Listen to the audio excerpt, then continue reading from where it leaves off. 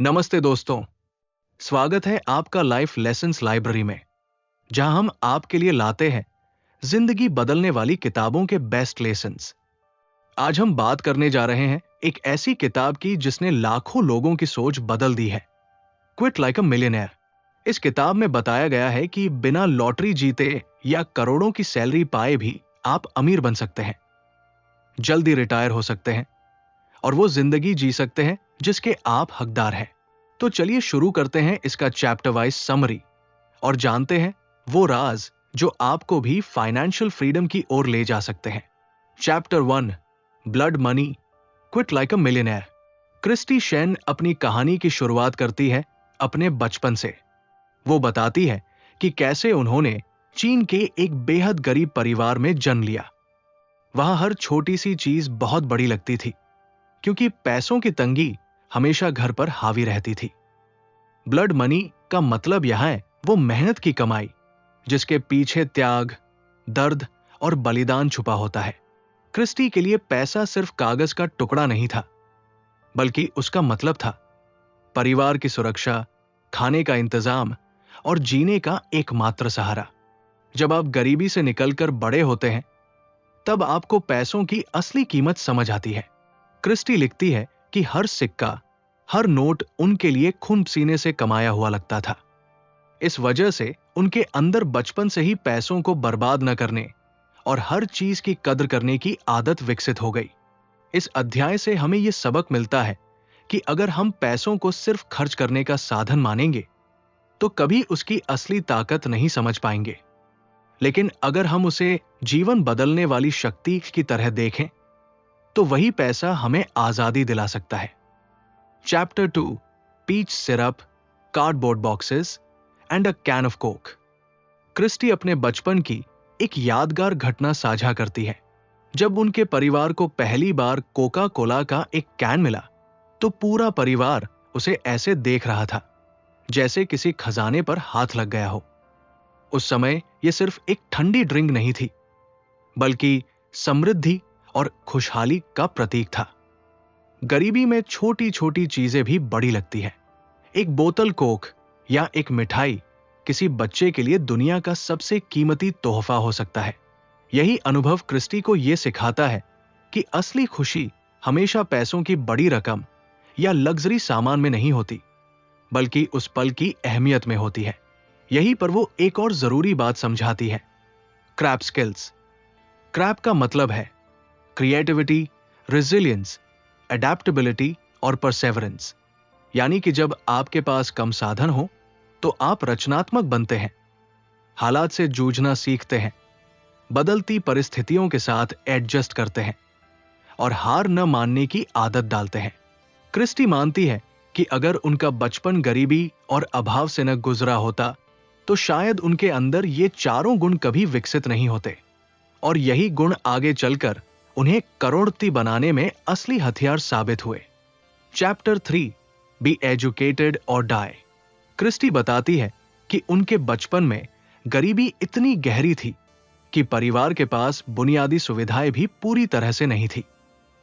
ऐसे माहौल में उन्हें एक ही बात समझाई गई, अगर पढ़ाई नहीं करोगे तो जिंदगी जीना बेहद मुश्किल हो जाएगा। शिक्षा उनके लिए सिर्फ किताबों का ज्ञान नहीं थी, बल्कि एक ऐसा हथियार था जो गरीबी से बाहर निकाल सकता था। उनके माता पिता ने बार बार यही बात दोहराई कि डिग्री ही वो टिकट है जो उन्हें बेहतर नौकरी और सुरक्षित भविष्य तक पहुंचाएगी। इस अध्याय में क्रिस्टी ये साफ करती है कि शिक्षा का चुनाव भी बहुत सोच समझ कर करना चाहिए।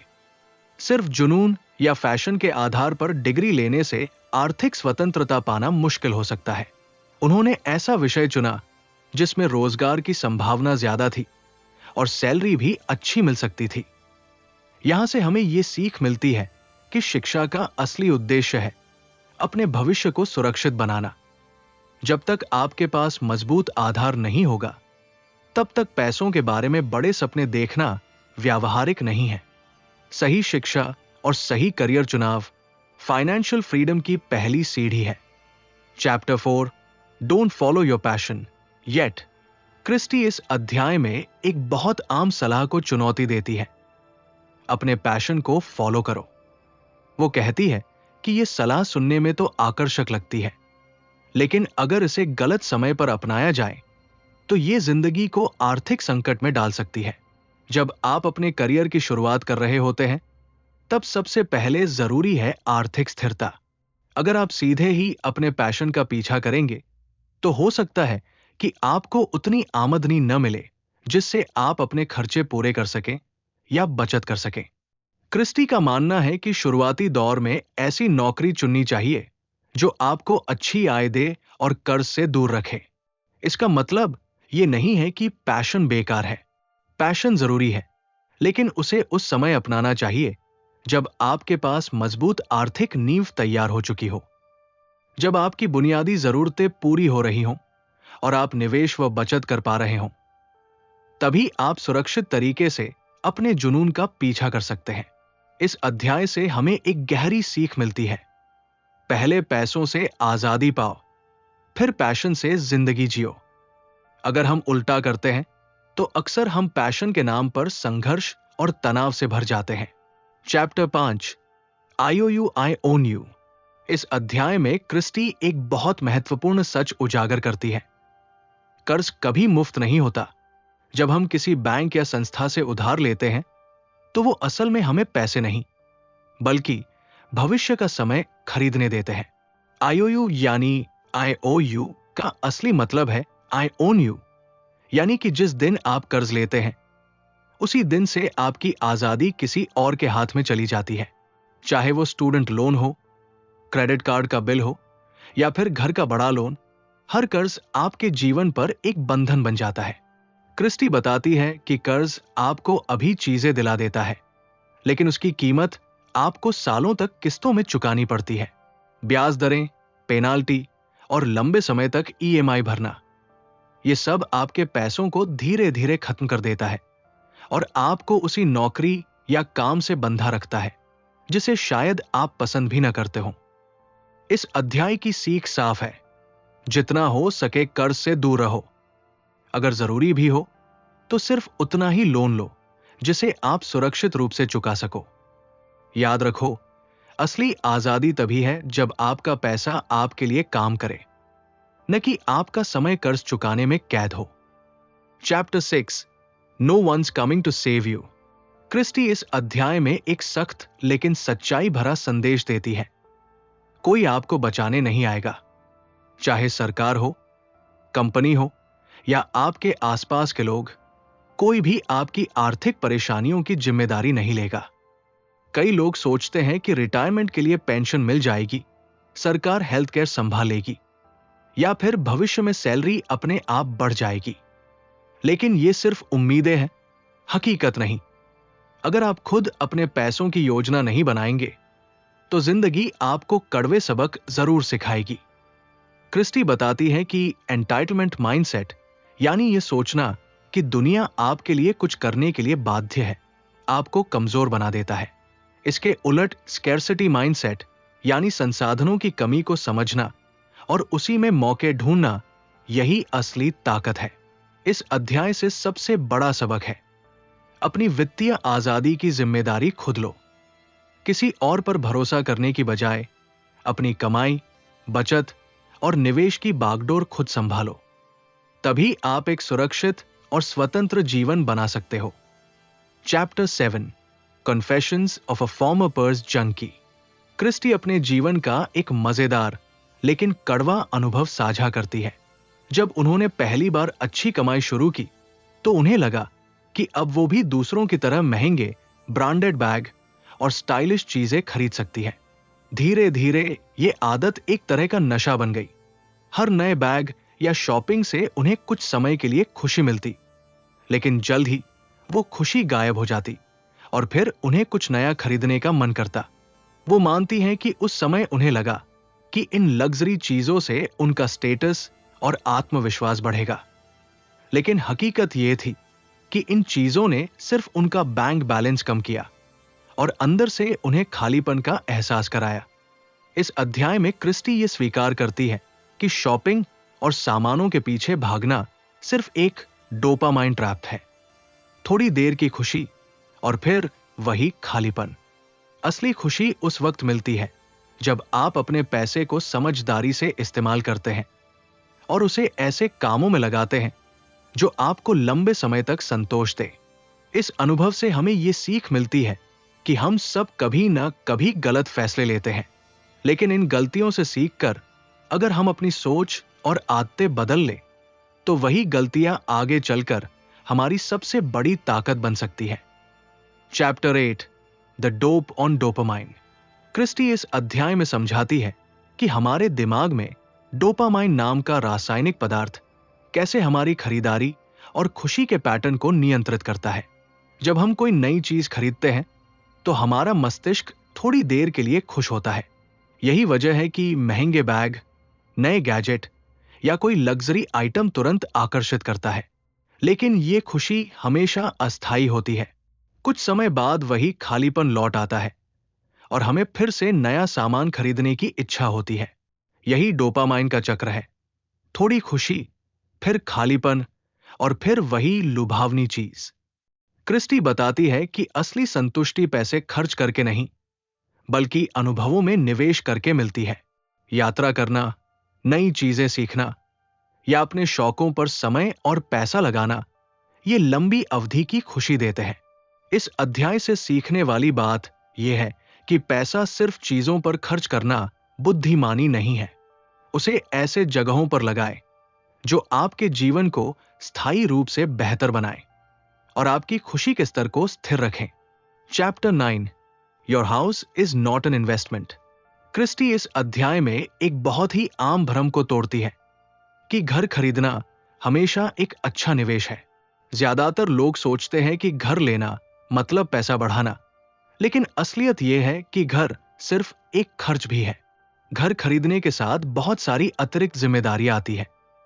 रखरखाव, बीमा, कर, मरम्मत और कभी कभी मूल्य में गिरावट। इन खर्चों को अक्सर लोग अनदेखा कर देते हैं, लेकिन ये आपकी कमाई को धीरे धीरे कम कर सकते हैं। क्रिस्टी बताती है कि असली निवेश वही है जो आपकी संपत्ति बढ़ाएं और लंबी अवधि में आपको फायदा दें, जैसे इंडेक्स फंड्स और स्टॉक मार्केट निवेश। ये आपको घर की तुलना में अधिक वित्तीय आजादी दे सकते हैं। इस अध्याय की सबसे बड़ी सीख ये है, भावनाओं में बहकर घर को संपत्ति मानने से बचें। घर आपके रहने के लिए है, निवेश के लिए नहीं। आर्थिक स्वतंत्रता पाने के लिए पैसा सोच समझकर और सही जगह निवेश करना जरूरी है। Chapter 10, the real bank robbers. Kristy इस अध्याय में यह बताती है कि असली बैंक डकैती आपकी जेब से पैसा चुराने वाले बैंक और वित्तीय संस्थान है। ये संस्थाएं आपके पैसों पर हमेशा फीस, चार्ज और कमीशन वसूलती है, चाहे वो क्रेडिट कार्ड की फीस हो, निवेश प्रबंधन शुल्क हो या अन्य बैंक चार्ज। ये आपके निवेश को धीरे धीरे घटाते हैं। क्रिस्टी का कहना है कि इन बैंकों और मैनेज फंड से बचने का सबसे आसान तरीका है इंडेक्स फंड्स में निवेश करना। इंडेक्स फंड्स में कम खर्च होता है, जोखिम कम होता है और लंबी अवधि में अच्छे रिटर्न मिलते हैं। यहां सबसे बड़ा सबक यह है कि पैसों को अपने हाथ में रखें। किसी और पर भरोसा करके उन्हें आपके पैसों से लाभ उठाने का मौका न दें। समझदारी और सही निवेश रणनीति से आप अपने पैसे को बढ़ा सकते हैं और बैंक डकैतियों से बच सकते हैं। Chapter 11, how to survive a stock market crash. Kristy इस अध्याय में बताती है कि शेयर बाजार की गिरावट या क्रैश कोई नई बात नहीं है। मार्केट ऊपर भी जाता है और नीचे भी, लेकिन डरकर या बेचकर निर्णय लेना सबसे बड़ी गलती है। क्रैश से बचने का सबसे प्रभावी तरीका है पोर्टफोलियो में विविधीकरण, डाइवर्सिफिकेशन। इसका मतलब है कि अपने पैसे को अलग अलग निवेशों में बांटना, कुछ स्टॉक्स में, कुछ बॉन्ड्स में और कुछ कैश रिजर्व में। इससे यदि मार्केट गिरता है तो आपका पूरा पैसा खतरे में नहीं आता। क्रिस्टी यह भी बताती है कि पुनर्संतुलन, रीबैलेंसिंग कितना जरूरी है। समय समय पर अपने निवेश की जांच करके जोखिम और लाभ का संतुलन बनाए रखना चाहिए। अंत में मार्केट क्रैश का डर छोड़ें और लंबी अवधि की सोच अपनाएं। अगर आपका पोर्टफोलियो ठीक तरह से तैयार है तो गिरावट के बावजूद आप सुरक्षित रहेंगे और आगे बढ़ते रहेंगे। Chapter 12 taxes are for poor people. Christy इस अध्याय में यह साफ करती है कि टैक्स सिर्फ एक अनिवार्य बोझ नहीं है, बल्कि सही योजना बनाने पर इसे कम किया जा सकता है। उन्होंने ये भी बताया कि कई लोग ये मान लेते हैं कि टैक्स बचाना मुश्किल या नामुमकिन है, लेकिन समझदारी और जानकारी के साथ इसे बहुत हद तक नियंत्रित किया जा सकता है। इसमें मुख्य रूप से वो तरीके शामिल हैं जिनसे आप कानूनी तौर पर टैक्स बचा सकते हैं, जैसे बचत खाते, निवेश योजनाएं, टैक्स क्रेडिट और टैक्स फ्री इंस्ट्रूमेंट्स। क्रिस्टी बताती है कि अगर आप अपनी आय, खर्च और निवेश की सही योजना बनाते हैं तो आप टैक्स का बोझ घटा सकते हैं और अपने पैसे को अधिक प्रभावी तरीके से बढ़ा सकते हैं। सबसे महत्वपूर्ण सीख यह है कि टैक्स की अनदेखी करना या इसे डर की तरह लेना आर्थिक स्वतंत्रता के रास्ते में बाधा बन सकता है। इसलिए हमेशा जानकारी रखें और अपने पैसे के साथ स्मार्ट बने। चैप्टर 13 नेवर पे टैक्सेस अगेन। क्रिस्टी इस अध्याय में यह बताती है कि टैक्स से छुटकारा पाना असंभव नहीं है, बशर्ते आप सही तरीके से योजना बनाएं।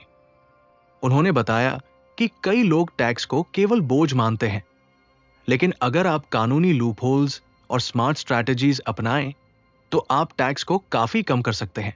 इसमें शामिल है tax credit, tax deferred accounts और निवेश के ऐसे विकल्प जिनमें टैक्स की कटौती होती है। क्रिस्टी ये भी स्पष्ट करती है कि ये सब कानूनी और एथिकल तरीके से होना चाहिए ताकि आप किसी भी तरह की कानूनी परेशानी में न पड़े। इस अध्याय की मुख्य सीख ये है कि टैक्स के बारे में जागरूक होना और योजना बनाना उतना ही जरूरी है जितना बचत और निवेश करना।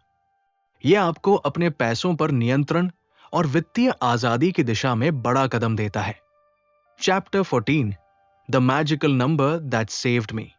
क्रिस्टी इस अध्याय में अपने मैजिकल नंबर के बारे में बताती है, वो राशि जिसे उन्होंने आर्थिक स्वतंत्रता पाने के लिए लक्ष्य बनाया। यह कोई जादुई फॉर्मूला नहीं था, बल्कि एक स्पष्ट, ठोस संख्या थी जो उन्हें पता थी कि इसे पाने के बाद वे आराम से अपनी जिंदगी जी सकते हैं। इस नंबर का उद्देश्य यह तय करना था कि उन्हें कितनी बचत और निवेश करनी है ताकि उनकी रोजमर्रा की जिंदगी खर्चों से प्रभावित ना हो और भविष्य सुरक्षित रहे। क्रिस्टी और उनके पति ने इस संख्या के आधार पर अपनी वित्तीय योजना बनाई, खर्चों को कम किया, निवेश को बढ़ाया और कर्ज से दूर रहे। इस अध्याय से सीख यह है कि एक स्पष्ट वित्तीय लक्ष्य होना कितना महत्वपूर्ण है। जब आप जानते हैं कि कितनी संपत्ति चाहिए, तो आप रणनीतिक और स्मार्ट तरीके से काम कर सकते हैं। यह सिर्फ एक नंबर नहीं, बल्कि आपकी आजादी और मानसिक शांति की कुंजी है। Chapter 15 the cash cushion and the yield shield.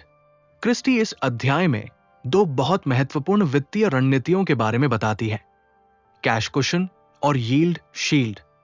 Cash cushion का मतलब है कि हमेशा हाथ में कुछ नकद राशि रखें ताकि आप अचानक आने वाली आपात स्थितियों या खर्चों से न घबराएं।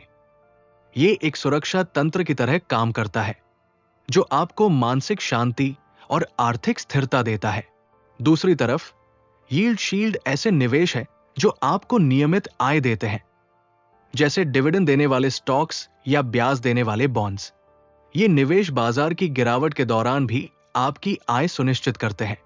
क्रिस्टी बताती है कि इन दोनों रणनीतियों को अपनाकर आप न केवल जोखिम कम कर सकते हैं, बल्कि अपने पैसे को स्मार्ट तरीके से बढ़ा भी सकते हैं। कैश कुशन आपको सुरक्षा देता है और यील्ड शील्ड आपकी आय को स्थिर बनाता है। इस अध्याय से सीखने वाली सबसे बड़ी बात यह है कि आर्थिक स्वतंत्रता सिर्फ पैसे कमाने तक सीमित नहीं है, उसे सुरक्षित और स्थिर बनाने के लिए योजना भी उतनी ही जरूरी है। Chapter 16 getting paid to travel. Christy इस अध्याय में बताती है कि कैसे उन्होंने और उनके पति ने यात्रा करते हुए भी पैसे कमाना सीख लिया। उन्होंने ये सीखा कि अगर आप सही तरीके से योजना बनाएं और खर्चों को नियंत्रित करें, तो यात्रा करना सिर्फ शौक नहीं, बल्कि स्मार्ट वित्तीय रणनीति भी बन सकता है। क्रिस्टी जियोग्राफिक आर्बिट्रेज की बात करती है। इसका मतलब है कि आप ऐसे स्थानों में रह सकते हैं जहां खर्च कम है, लेकिन आपकी आय उन जगहों से आती है जहां पैसे की वैल्यू ज्यादा है। उदाहरण के तौर पर किसी कम खर्च वाले देश में रहकर विदेश की इनकम का फायदा उठाना। इस रणनीति से उन्हें न केवल जीवन का मजा मिला, बल्कि उन्होंने खर्चों को भी कम किया और निवेश में अधिक पैसा बचाया। क्रिस्टी ये स्पष्ट करती है कि यात्रा और वित्तीय आजादी एक साथ संभव है, अगर आप स्मार्ट तरीके से निर्णय लें। इस अध्याय की सीख यह है कि कमाई और जीवन का मजा दोनों साथ साथ चल सकते हैं। बस जरूरत है सही योजना और अनुशासन की। Chapter 17 buckets and backups. Christy इस अध्याय में बताती है कि अपने पैसे को बकेट्स यानी अलग अलग हिस्सों में बांटना कितना जरूरी है। उन्होंने ये तरीका अपनाया ताकि हर प्रकार की जरूरत के लिए सही धन हमेशा उपलब्ध रहे। बकेट्स का मतलब है कि आपका पैसा अलग अलग श्रेणियों में रखा जाए। अल्पकालिक जरूरतों के लिए कैश या कैश इक्विवेलेंट, मध्यकालिक निवेशों के लिए बॉन्ड्स या फिक्स्ड इनकम, और दीर्घकालिक संपत्ति के लिए स्टॉक्स या इंडेक्स फंड्स। साथ ही क्रिस्टी बैकअप्स की महत्ता भी बताती है। इसका अर्थ है आपातकालीन योजनाएं, जैसे अचानक मेडिकल खर्च, मार्केट क्रैश या किसी अप्रत्याशित स्थिति के लिए धन सुरक्षित रखना। इस अध्याय से सीखने वाली सबसे बड़ी बात यह है कि सुरक्षा और योजना के बिना निवेश करना जोखिम भरा है। बकेट्स और बैकअप्स की मदद से आप अपने पैसे को सुरक्षित रखते हुए लंबे समय तक बढ़ा सकते हैं और किसी भी परिस्थिति में वित्तीय नियंत्रण बनाए रख सकते हैं। Chapter 18 inflation, insurance and health care, scary things that aren't that scary. Christy इस अध्याय में 3 बड़ी वित्तीय चिंताओं, मुद्रास्फीति, इन्फ्लेशन, बीमा, इंश्योरेंस और स्वास्थ्य देखभाल, हेल्थ केयर को लेकर बात करती है। शुरुआत में ये चीजें डरावनी लग सकती है, लेकिन सही योजना और समझदारी से इन्हें संभाला जा सकता है। इन्फ्लेशन का मतलब है पैसों की कीमत कम होना। क्रिस्टी बताती है कि यदि आप लंबे समय तक निवेश नहीं करेंगे तो मुद्रास्फीति आपके पैसे की क्रय शक्ति को घटा सकती है।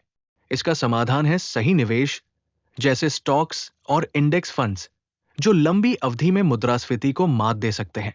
इंश्योरेंस, क्रिस्टी बताती है कि यह सिर्फ एक अनिवार्य खर्च नहीं, बल्कि सुरक्षा का जरिया है।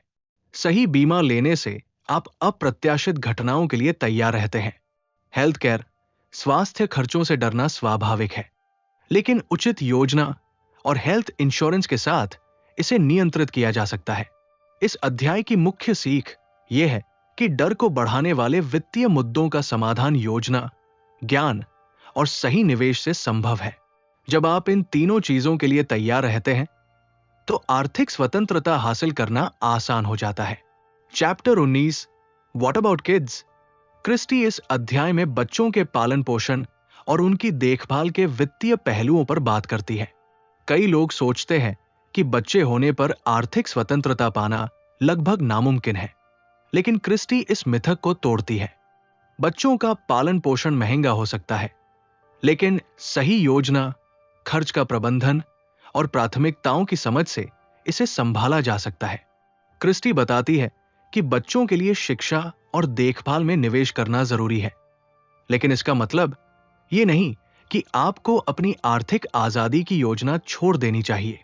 यहां क्रिस्टी एक महत्वपूर्ण विचार साझा करती है। बच्चों की परवरिश के लिए कोई जादू नहीं होता।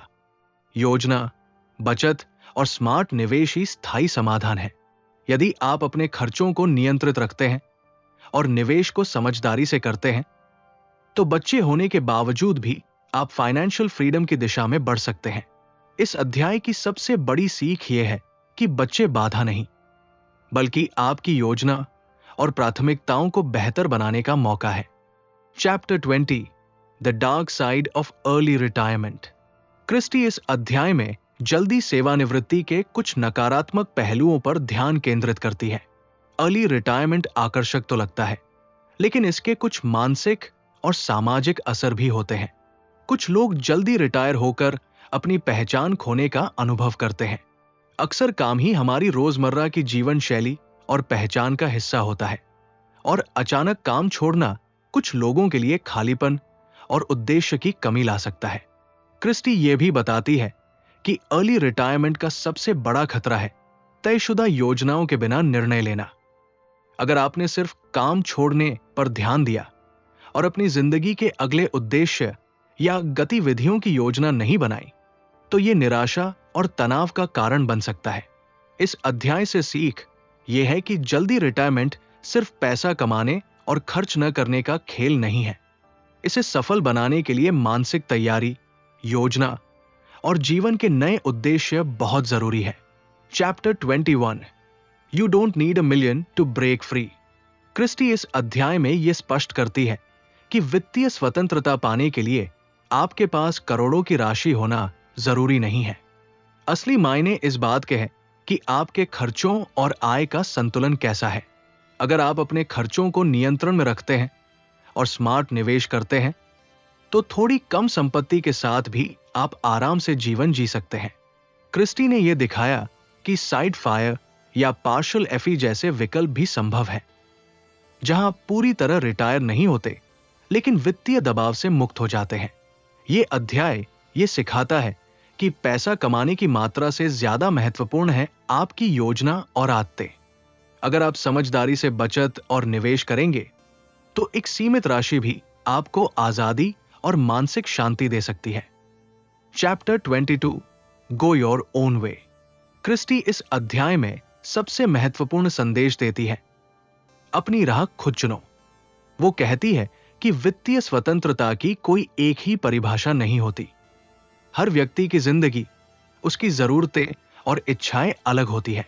इसलिए दूसरों की सफलता से तुलना करने की बजाय अपने लक्ष्य और तरीके खुद तय करें।